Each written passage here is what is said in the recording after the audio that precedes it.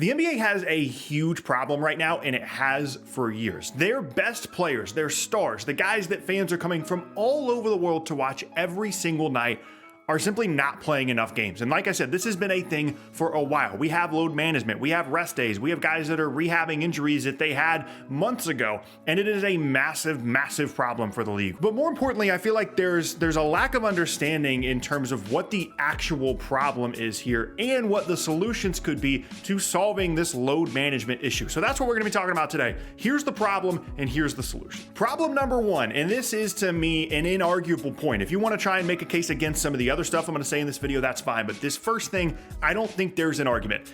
The NBA season is too long. 82 games, guys playing back-to-backs, 3 games in 4 nights. They've generally gotten better at building the schedule to make it not as intensive on these players, but 82 games is too many games. I don't care that other sports play more. I don't care that other sports have more contact and play just as many. 82 games in the time span of an NBA season is too many. But Tucker, hockey players play a similar number of games. Their sport is more physical. Baseball players play a ton of games every single season. These guys are entitled. They make all this money. There's no reason they can't just suit up and play every single game. Trust me, I've seen your concerns. I've seen your comments on Twitter. I've seen your comments on my videos. It doesn't matter what you think about shortening the season or not. The bottom line is, if you want to be solution oriented, if you want to figure out how to fix this, if you want to figure out how to make sure fans are getting their money's worth and figure out a solution to load management, which is absolutely a problem in the league right now, you have to understand that it begins with shortening the season. And it doesn't matter if you think they're entitled. It doesn't matter if you think they should play more games.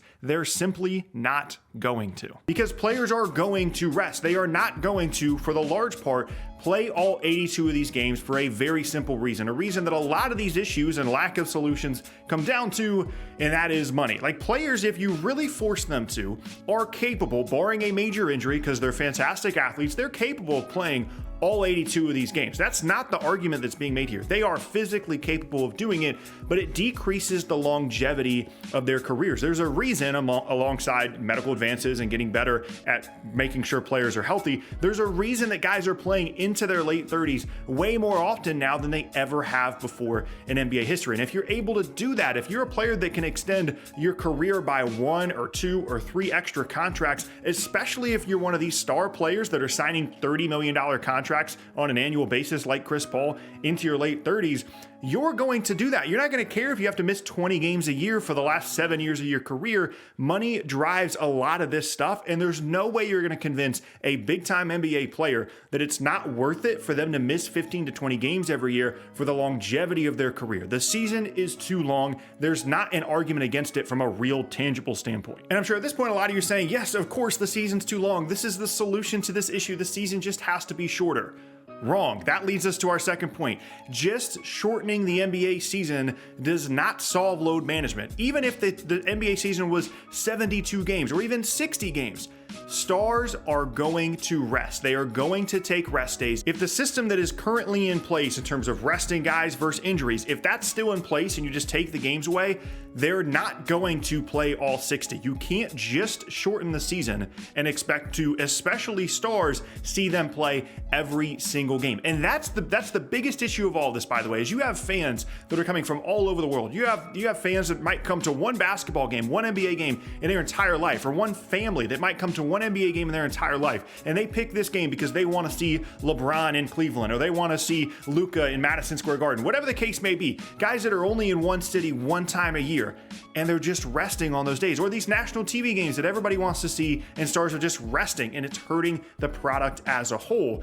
Just shortening the season does not solve that issue. There's still going to be stars. Like, you think that if the season was 60 games, Kawhi or Paul George, these guys are just going to be like, yeah, we'll play all 60 now. They're still going to come up with reasons where, oh, this week was particularly intensive, we're going to take the third game off out of this stretch. It's still going to happen. It's not enough, in my opinion, to just shorten the season. That's issue number 2. And then issue number 3, and this is the hardest one to try and figure out a solution to, and that is regulating what a rest game is versus an injury game. And teams are getting very, very creative in terms of how they put these things on an injury report. If a player had surgery in the prior offseason, ankle surgery, knee surgery, whatever the case may be, these teams are putting ankle injury management or whatever the case may be. And those are rest days. Like, those guys are capable of playing, but it's part of their rehab plan. It's part of what the performance staff has put together. Those are rest days. They are capable. If it was game 7 of the NBA finals or a conference finals game or a playoff game,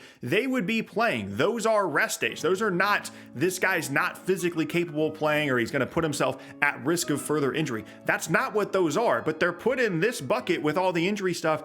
And then you have straight up rest days that used to be a thing, but are now being replaced with those injury management games. And there's no real way to 100% prove that a guy is resting because they're just not going to play and they're trying to save them for the playoffs, or if it is some kind of injury management situation. It happens all the time when we have back-to-backs, 3 games in 4 nights. Guys are just sitting out of games, and if you can't find a way to differentiate properly what's a rest day and what's a I'm hurt, I can't play day, it's really, really difficult to solve any of these issues. Speaking of solutions, to me, there are 2 main pillars. This is what you have to do. You have to try and find some way to make this happen if you want to solve, quote unquote, the load management issue in the NBA. 1, as I established in the beginning, the season has to be shorter. 82 games is too many. There's no way that you're going to be able to convince these players to play all 82 games, even with any other system you want to put in place as it relates to rest days or injuries, whatever the case may be. They're not going to play all 82. It's not going to happen. You're still going to have these situations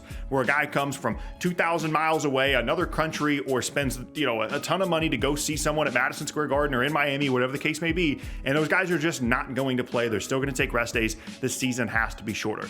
2, what I think would be smart, it would be difficult to implement and regulate, but what I think should happen in a perfect world is teams at the beginning of the season should be able to establish, hey, regardless of the length of the season, you get, let's just say for a number, 5 pure rest days per player. You are allowed to say they're not hurt. This is just a rest day. We're picking this day for this player to not play. And you establish those when the season starts. You establish those when the schedule comes out. Give them a week after the schedule comes out, and you come back and you say, these are our 5 rest days for Steph Curry. These are our 5 rest days for LeBron, so that fans are not buying expensive tickets to see the Lakers in their town, wherever they live, and then LeBron not end up playing. You know, at the beginning of the year, LeBron's not playing in that game, and that protects the fans. That establishes a difference between an injury and a rest day, because if you're injured, then you have an independent doctor that says this guy can't play. He's not affiliated with the team, but they're going to say, hey, he's not capable of playing. He's going to risk an injury. He's going to re-injure himself, whatever the case may be,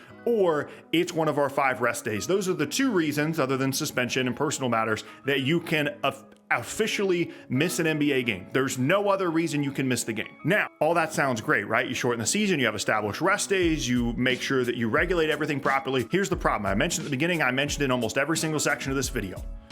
Money. There's no way that you can realistically convince the owners and the players and the league as a whole to shorten the season by 12 to 20 games and also establish these games as rest days before the season starts. 1, less games, less revenue. It's just not going to work for the league. It's not going to work for these teams. They are used to an expanding and a growing league in terms of money right now, and the players are used to it as well. They're used to salaries continuing to increase. We're going to see salaries worth $60 to $70 million a year here coming up, and you can say all you want about how much money these guys make, and maybe it's too much.